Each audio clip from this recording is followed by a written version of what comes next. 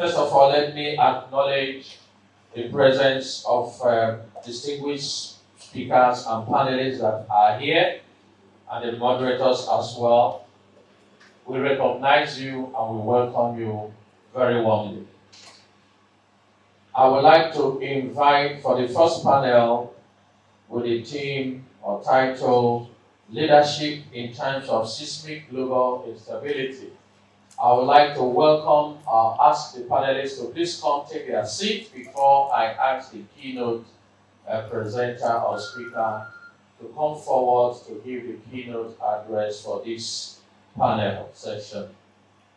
Please permit that I welcome Mr. Emeka Oparah, the Vice President, Corporate Communications and CSR Airtel Africa. Can we put our hands together as Mr. Emeka Oparah comes to take his seat? Boyejo, Professor Christopher in the house, the CEO of World Economic Development Organization's African Operations. You're welcome, Prof. Let me also invite Ms. Tolu, Opayika, if you're in the house. She is a business transformation and inclusive finance consultant. She's a business transformation and inclusive finance consultant. Then let me also humbly and respectfully welcome one of our distinguished senators, the Senator of the Federal Republic of Nigeria, in the person of Senator Ibrahim Hadejia, who also doubles as the keynote presenter or speaker for this panel. Senator, please just come forward to the podium and take the keynote address. Thank you. Let me also invite Linda Ochukwa, who is the moderator for this section. Please let's put our hands together for Linda as she comes. She's moderating this section. Linda is the Digital Business Manager for Business Day. You're welcome, Linda. Thank you very much, ladies and gentlemen. Especially thank Tolu for inviting me to participate in what I believe would be a very exciting 2 days. I'm being asked to talk on leadership in terms of instability, and I was only given 15 minutes, so I guess most of the details would be discussed maybe at the panel session, because the last time I attended a program that's really focused on leadership in turbulent times. I think it took us about 4 days. So condensing that into 15 minutes was an easy task. But that being said, I think I'll just try to list out some of the key issues that have characterized the performance of global leaders during possibly the worst crisis period we have seen in our lifetime, which is the COVID-19 pandemic.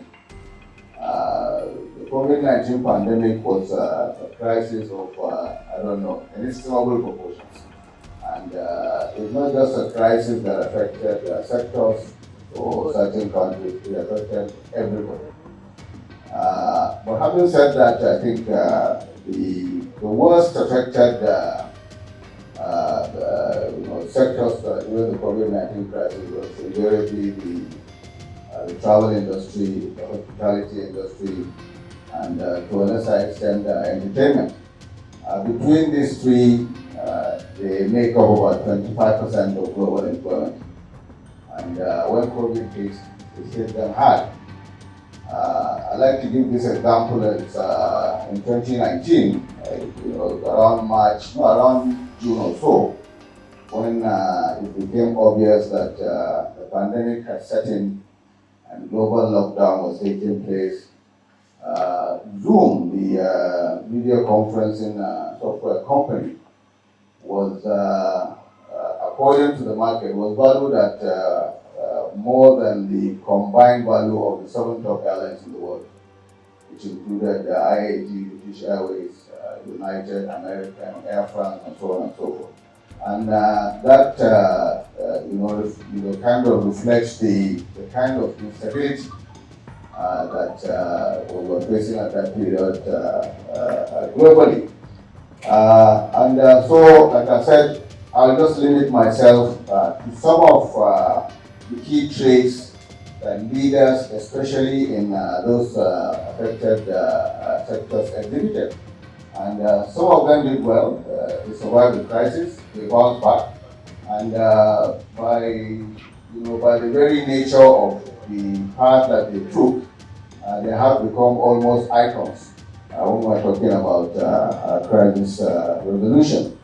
Again, some of what they did during the crisis are essentially almost like what normal quality leadership should exhibit, or maybe multiplied 3 or 4-fold. So what they did to survive the crisis is also a reflection of what everybody should do, even when there's no crisis. It's some of the things they did to meander themselves out of that very turbulent period are now more or less ingrained in modern leadership standardization. And the group of Intel, at one point in time, said that bad companies are destroyed by crisis. Good companies survive it, and great companies are defined by it. And he also said that crisis doesn't form character, it reveals it. So as a leader, your true worth is actually revealed in terms of crisis, not when things are going well for you. So I'll make some specific references to one or two leaders, in a sense, from maybe those who have exhibited, positive and credible leadership during the crisis period. Those who went the other way and it didn't work out, and then, like I said, maybe during the panel discussions, we'll go into some of the details and get different perspectives.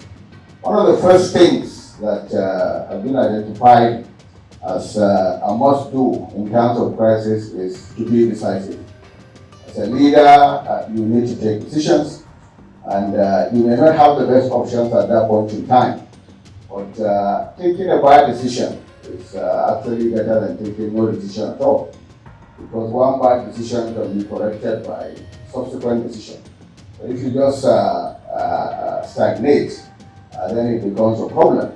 And because your disposition permeates throughout the organization, being indecisive, actually kind of flows down into your middle management, and before you know it, everybody is aware that there is no leadership. And then a vacuum is created, and you begin to have problems. Or in taking these decisions, also you take decisions that are in the best interest of all your stakeholders. When you have a crisis situation, the first instinct is survival. And when you are talking about survival, you are probably talking about the bottom line, about your company. But some of the most potent leadership we have seen during this crisis is leadership that seeks to say, maybe leadership with a human face. Leadership that seeks to say, listen, let me identify who else has been affected by this crisis, and let me take them along in most of the decisions that we took. Very good example of this is Airbnb, which I'll also make reference to already down the line. Airbnb and how it survived this crisis has become almost a reference point. Brian Chesky, the CEO, when he was faced with COVID, at a point in time, they were almost at the height of their growth. They were going public, and then of course COVID struck, and almost overnight their business was wiped out. I believe they lost almost 80% of their business within a matter of days, and they had to make a decision to refund close to $1 billion worth of bookings that people had made. And at that point in time, maybe somebody would have been, because this was money that they already had, and their policy doesn't call for a refund. I mean, it was absolutely a situation where you could say, well, it's not my fault. But they took a decision to refund money owed, paid in by their guests, against stiff opposition from their hosts, that is the owners of the houses. And they had to sit down and take into consideration the fact that these people are also their stakeholders. As in, so for him, stakeholders was himself, company owners, their staff, their hosts, who they were elected, whose houses they were electing out, and of course those people renting. And he even went ahead to include the communities that were inherent in those in their key cities. And so one of the principles, it might be counterintuitive, like I said, because it's survival, is to put people ahead of profits. And it seems to have worked for a majority of the companies that you saw surviving the crisis. Again, as an example of Airbnb, at a point in time, they had to take a decision to lay off almost 1,900 out of 5,000 workers. And they did it almost painlessly because of the method they took. Once again, the human element, the human side, they were interacting with their people. This is the second part, which is communication. Almost on a daily basis. Meetings went from, they had weekly management meetings, it went daily. Board meetings were quarterly. They started having board meetings every Sunday.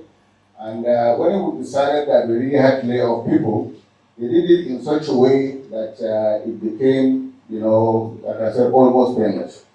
They spoke to people one-on-one. Their CEO was directly involved in the decision, and he spoke almost directly to almost all 1,900 people. The letter he wrote to his employees, which I will encourage us to Google up and read, has also become a standard point in how a leader empathizes during times of difficult decisions. Their HR department was reconfigured to start looking for jobs for those people that they laid off. He spoke to his CEO friends, told them that he was laying off staff not because they were bad staff, they were the best, but he just had to let them go. And he hoped that they would offer them jobs. And some of them got jobs that way. What that did essentially was not just to create a situation where those who left with dignity, but even those that remained now begin to see the management and the company in a whole new light. And I think that's the kind of culture you want to engender when you have a situation like that. So, like I said, decisions, difficult decisions, take them without emotion, and take them in such a way that everybody is taken into consideration. The second thing to do in crisis situation is really communication, which I think is even more important than the first. I'm listing them out in no particular order. Communication. You need to communicate with transparency. You need to tell people what is going on. It's very difficult because you yourself might not have the full details. But whatever you know, send it out. Talk to your people. It's very, very easy to fall into the trap of assuming the role of the commander. It's a crisis, I'm going to handle it myself.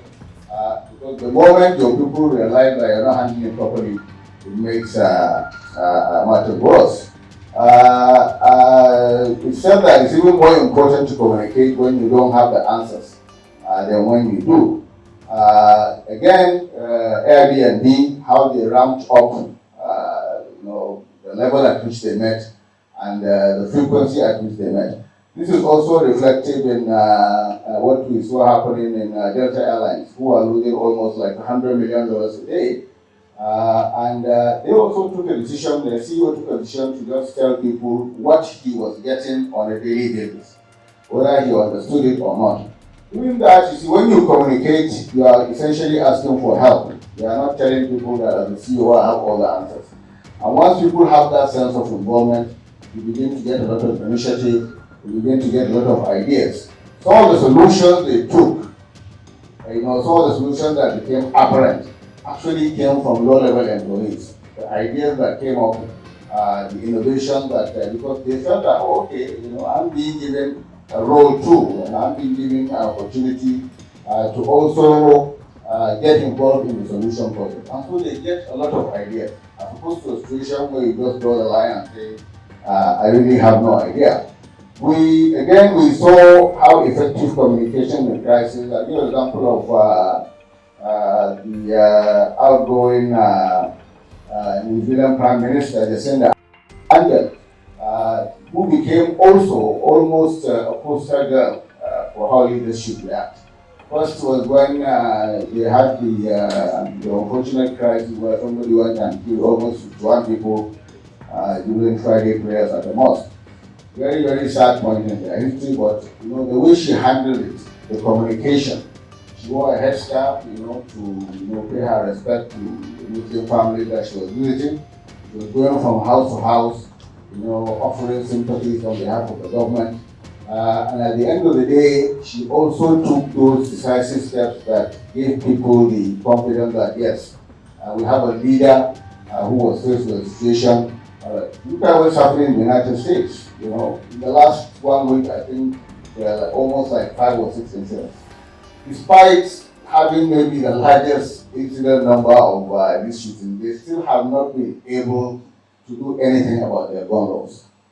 For years, within 2 weeks after that shooting incident, the Prime Minister actually outlawed certain types of guns.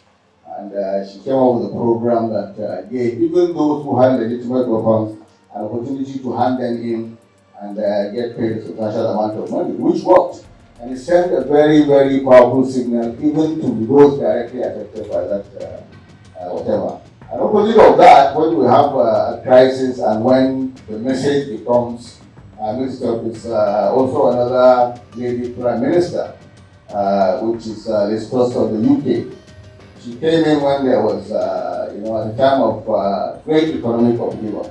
And what they tried to do was essentially to try to, how would I say, fast track some economic reforms without necessarily going through the normal budget process.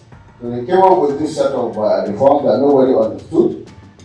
They tried to bypass the budget office by not calling it a budget and started fighting everybody in the process, including the Bank of England, including the IMF, who was giving them contrary advice.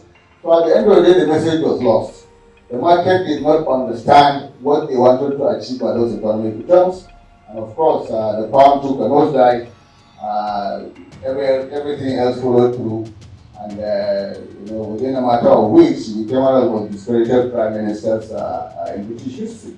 That is actually a very good example of how not to carry out your communication in terms of there was no communication at all. And what was coming out was giving different signals to different people. So much so that because of the vacuum created, people made up their own assumption as to what they meant. The third thing, in this situation is actually to be optimistic. Like I said, emotions are contagious. And as a leader, if you are faced with a crisis and you present a picture of hopelessness, it flows down. So whatever the case, be optimistic. Poor management, even your staff will eventually begin to imbibe some of your confidence. You might not know where you are going. You might not have all the answers. But be optimistic and let that optimism flow. Don't let anybody assume that it's a case where there is no hope at all. Number 4 is cost consciousness. When you have a crisis situation, most times your revenues dry up.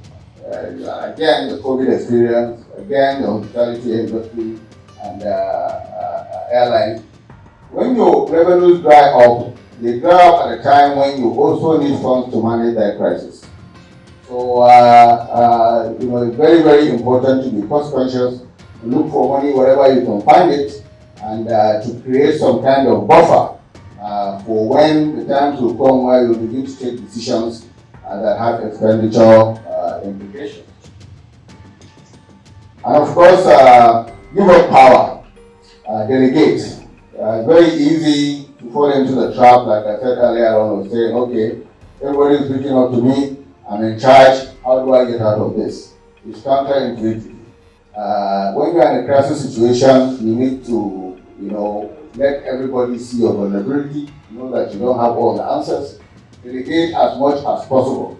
Once you empower people, they feel they are part of the solution, and you will be surprised at the amount of innovation and ideas that you get, and the kind of feedback that you also get from the organization.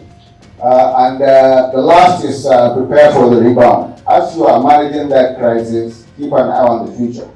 And this stems from the fact that you have to be optimistic.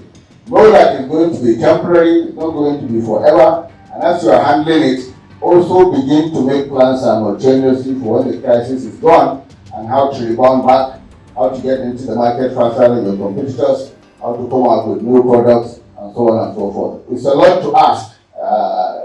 Again, Brian Chesky described it as being in a burning house, trying to put out the fire while rebuilding that house all in the same day. It sounds impossible, but it has been done. Lastly, some of these leadership principles that came out of the crisis have now evolved into basic leadership qualities. Young CEOs, especially in those sectors, have come up with a new term called people first capitalism. Because of the fact that when the crisis came, they didn't dump their people. A lot of negative, I don't have time now, I would recommend, it's a very, very good documentary on the Boeing crisis on Netflix. Because that is the other side of the coin, how not to handle a crisis, how leaders create more problems than they have. As the Boeing and the 737 MAX crisis, how they handled it, they refused to communicate. As far as they are concerned, their only allegiance was to their shareholders. They more or less disparaged the victims, disparaged the airlines, and at the end of the day, you had a situation where Boeing today is a shadow of itself.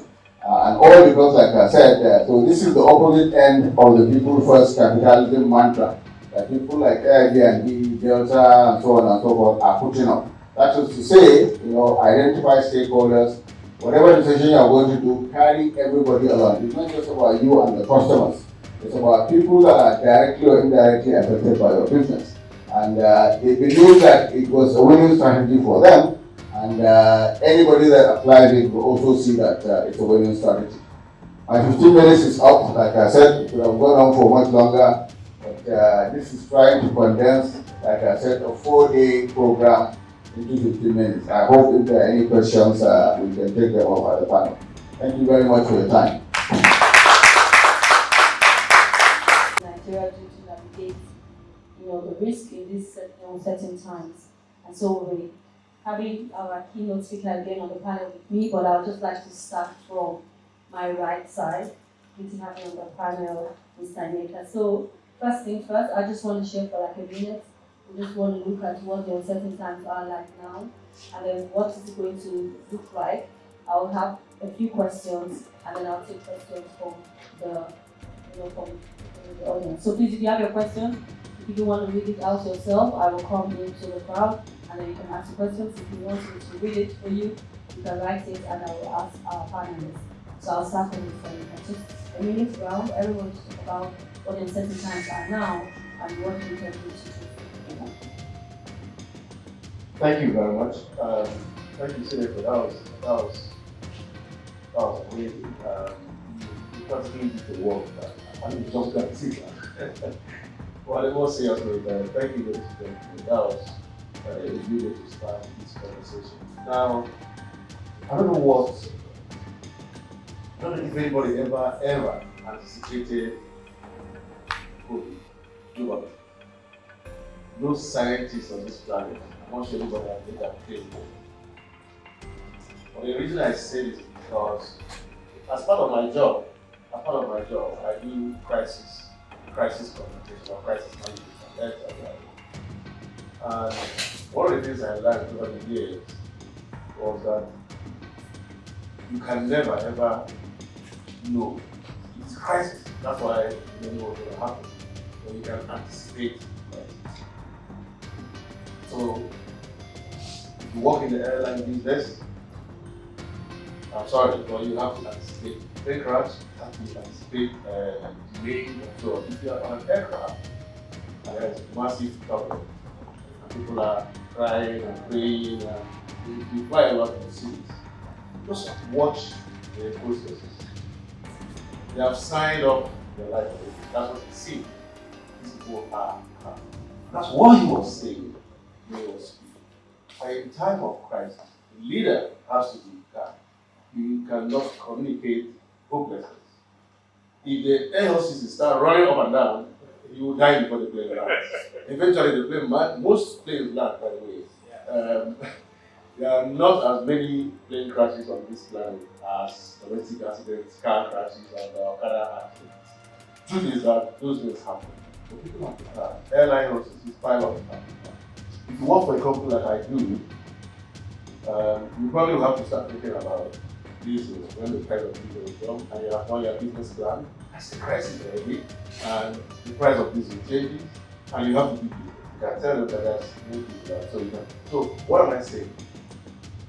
Anticipation of crisis, probably the first step in dealing with crisis. You need to always. So in my business, as head of crisis communication and crisis management, I sat down and had a list with my team, by the way, have a crisis communication, crisis management. What can go wrong? So you try it at home as well. You call your family and say, what can actually go wrong? Gas leak, water will burst, something. Kids are locked up, all kinds of issues. So you need to sit down either in your home or your business or in a country to anticipate what can go wrong and what can we do to mitigate or ameliorate. Many companies that survived COVID are those companies that already prepared for crisis, not COVID, they prepared for crisis. So preparing for crisis is the very first step in managing crisis situation. So you see that anticipate what can actually go wrong, and then if this happens, we do XYZ. The empathetic letter the CEO of India Bureau is now, probably didn't think about it that they are probably anticipating what can we do to so there is no logic or math in knowing what's going to happen tomorrow. No one knows tomorrow. But if it does, the ability to prepare. And perhaps secondly, and most importantly, the ability to communicate. So a lot of problems when you have crisis. I remember so many years ago, very many years ago, when ABC Airlines had a first crash. I used to live across the road, Opposite 8 Airlines in Italy. And Captain Oko was not in town when it happened. He flew right back from London and he had a press. There is nothing that will make you want to feel sorry for ABC. There was nothing that would make you not feel sorry for Captain Oko.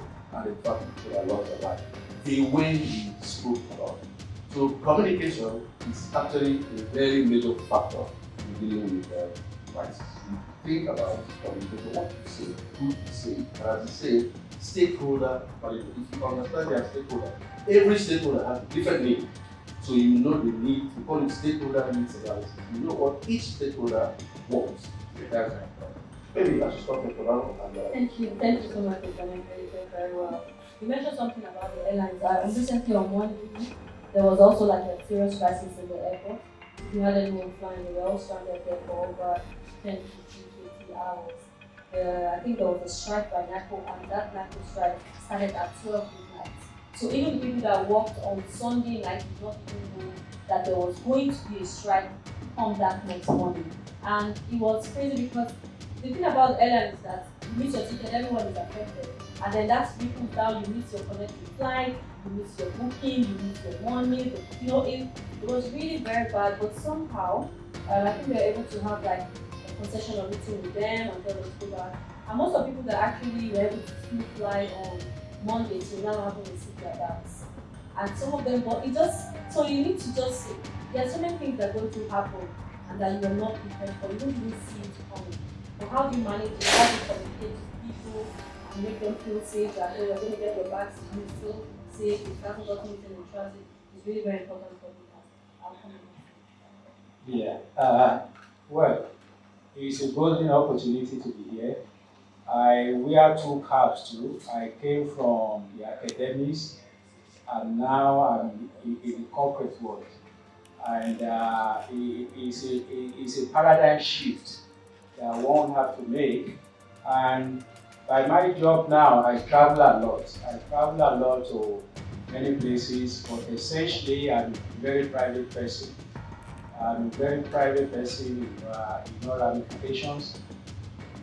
But the bottom line is this: how do you see yourself as a leader? That is quite very important, because an embarrassing situation can arise anytime.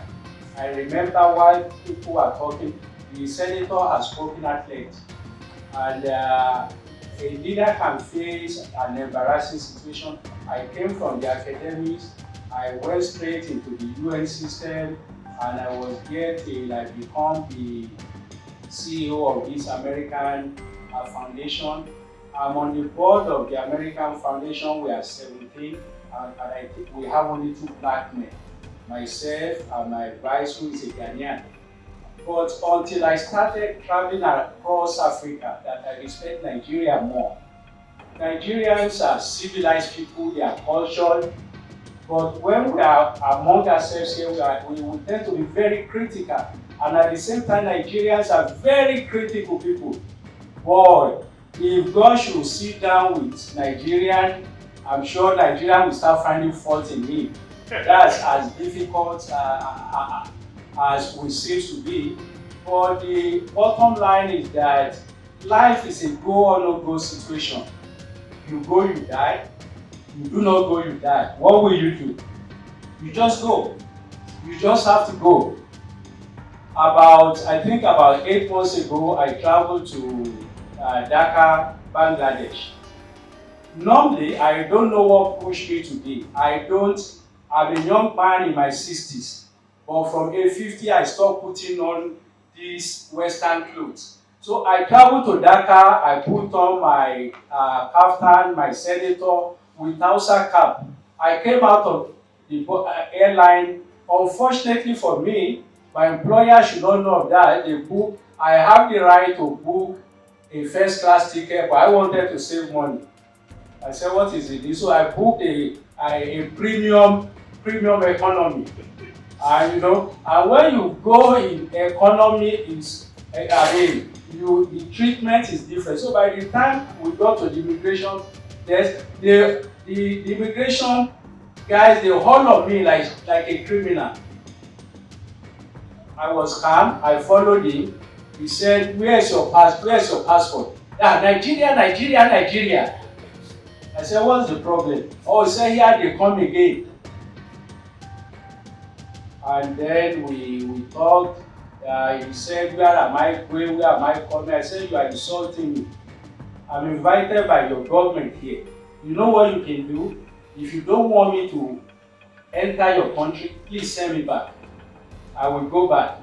And then they called the minister that was meant to, at the time it was an ungodly hour of 3 a.m.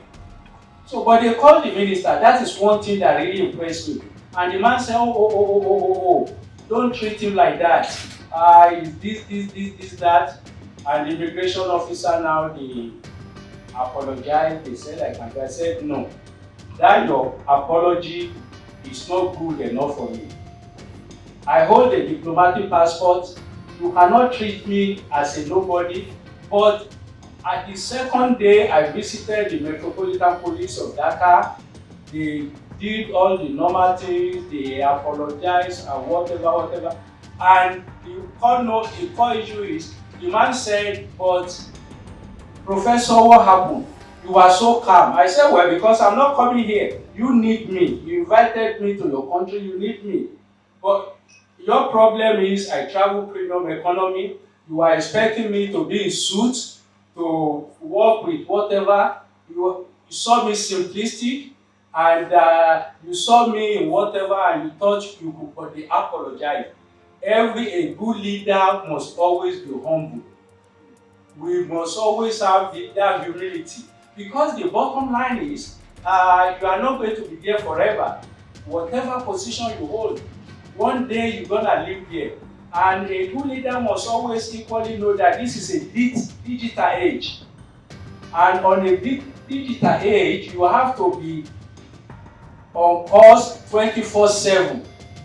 You don't have any excuse. No information at all is hidden. You should know what you want and what you don't want and what the expectations are. And as a leader, surprises will always come. I will give this other scenario. I think my time will have been fast spent. We are in charge of the 54 countries in Africa, and that's why I said I travel a lot. And when you go to some country in Africa, don't mind me, it looks like a banana republic. And when you get back home, you come back to Nigeria, you say, oh, so we are this blessed in this country. We had this conference. We are coming into Africa. They are investing funds. My organization is investing funds in Africa. I'm the CEO. And you know, they form a coup against me. And they were saying, no, they should move it away from Nigeria. Nigeria is not safe. Nigeria is this. Nigeria is that. And one of my subordinates, my colleague, she's a woman, she's from UK, she got angry. I said, no, don't get angry with them.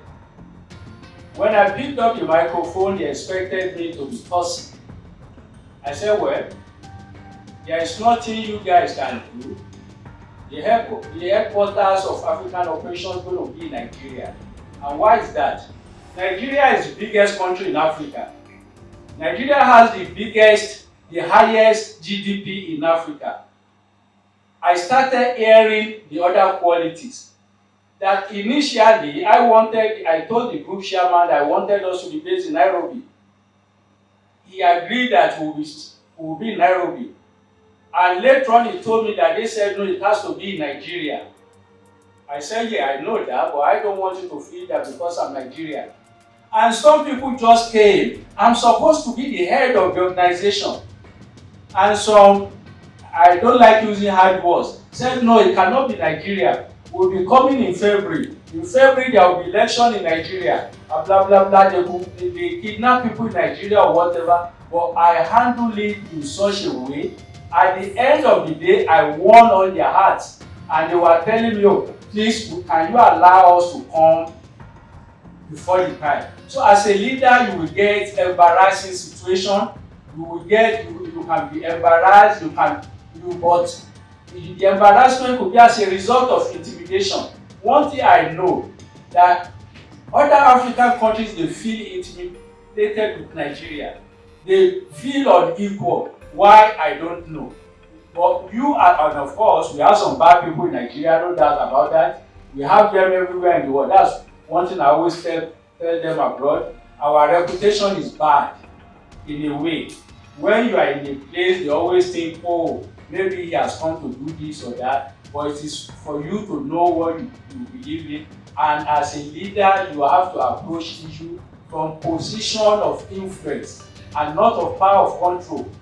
Not because you say, oh yeah, because I'm the MD, I'm the CEO or whatever. Just come to the level of the other person and talk to him the way he or she will understand. Thank you very much. Good morning, everyone. I think only ladies sitting on this side, I do feel intimidated. I'm joking, I never feel intimidated. For me, I think my first thought on leadership is that one major thing we tend to miss in Nigeria is that leadership is service. As a leader, you're not the boss, you're not the oga at the top, you're actually the servant. You're put in a position to help to deliver something, to help to deliver the vision of the group. That's what a leader does.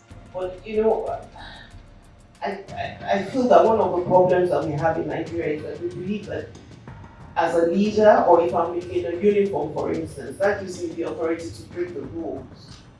But if you understand that because of your uniform, that is the one reason why you cannot break the rules, I think we'll have a more sane society.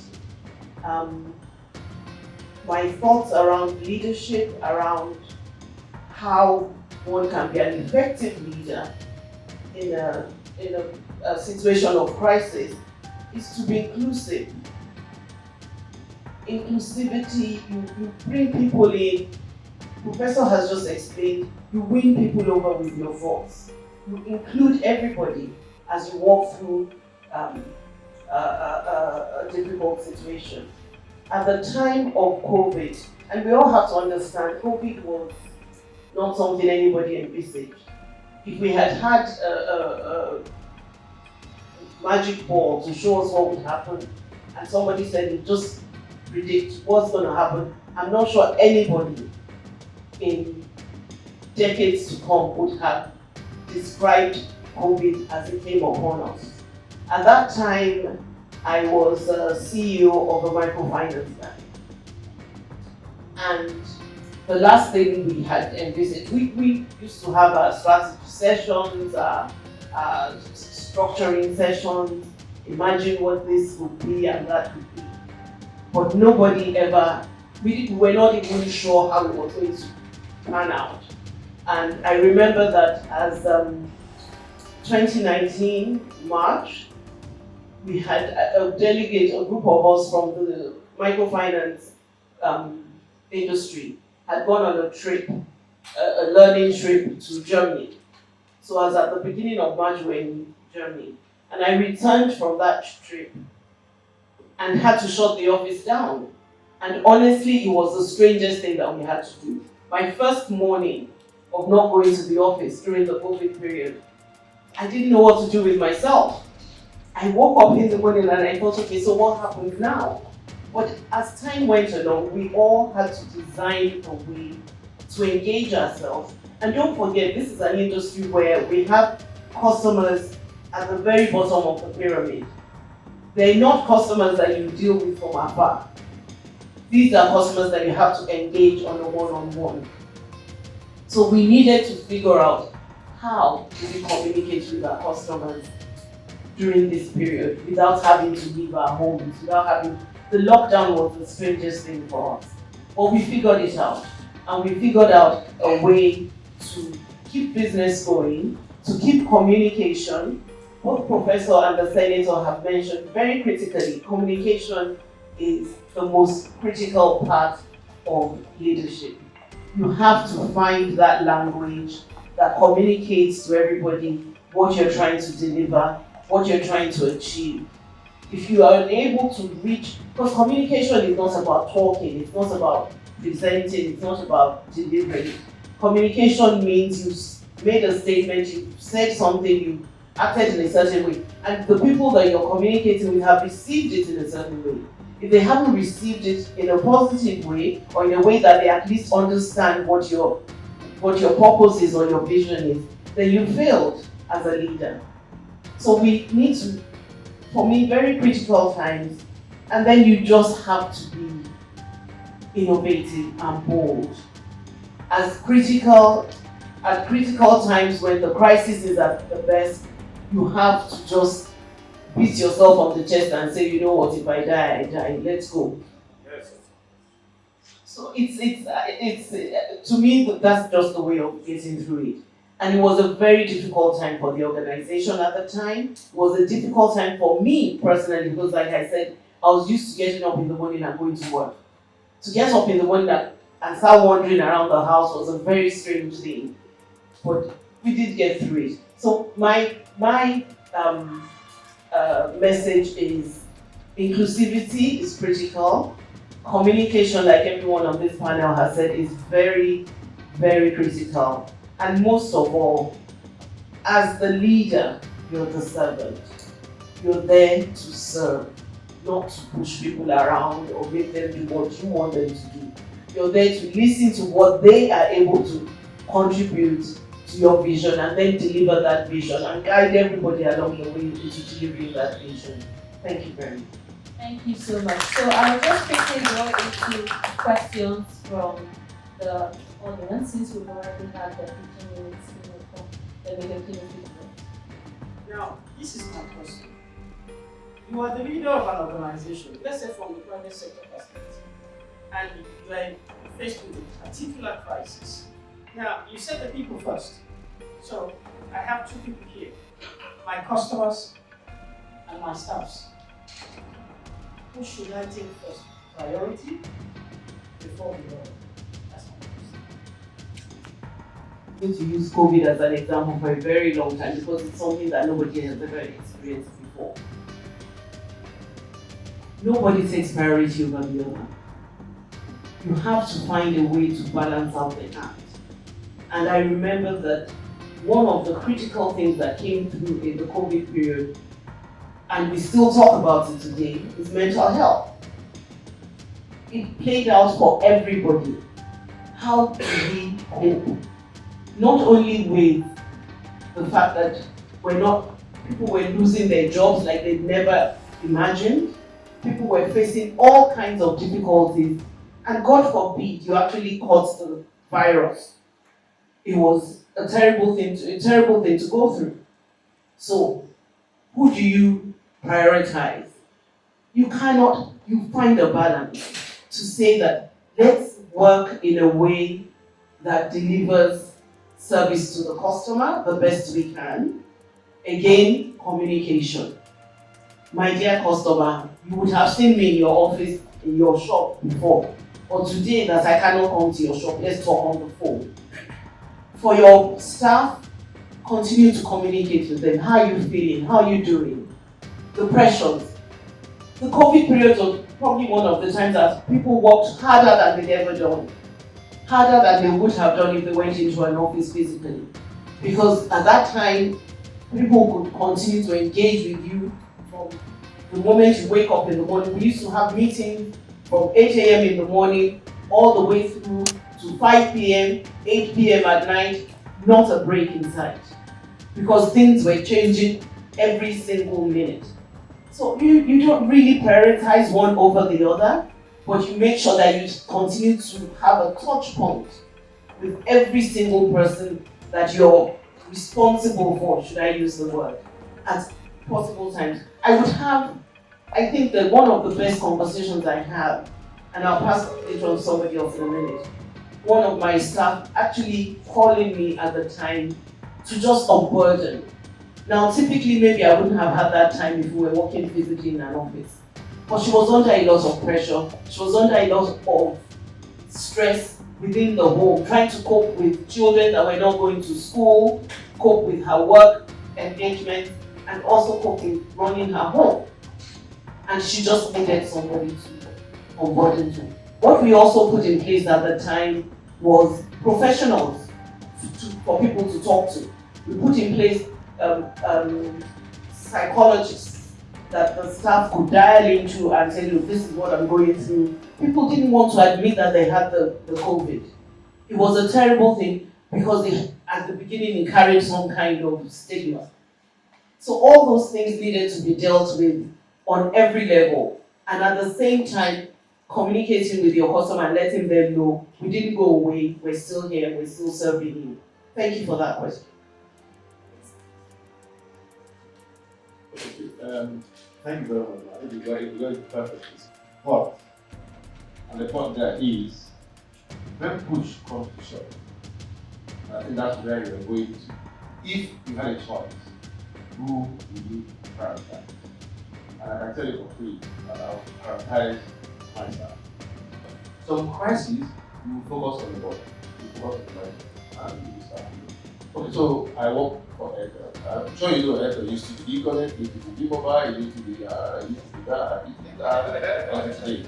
I work with all the CEOs of all those businesses now, right? So what I did in the crisis, it was a shareholder crisis. And if you're a smart star, you stay away from shareholder crisis. You got your business. So I stayed away from, I was the head of PR, so I was doing my job. So I wasn't involved or interested in the shareholder or director.